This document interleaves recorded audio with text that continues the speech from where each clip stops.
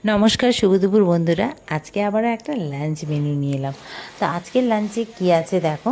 নিয়েছি প্রথমে ভাত, তারপরে উচ্ছে আলু ভাজা, তারপরে নিয়েছি মাছের ডিমের বড়া। এই প্রথম মাছের ডিম আজকে রান্না করলাম।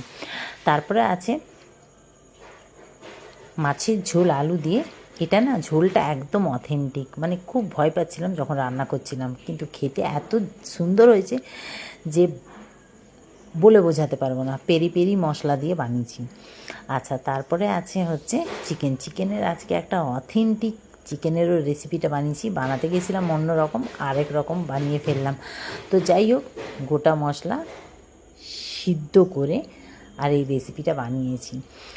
এটাও দারুণ হয়েছে।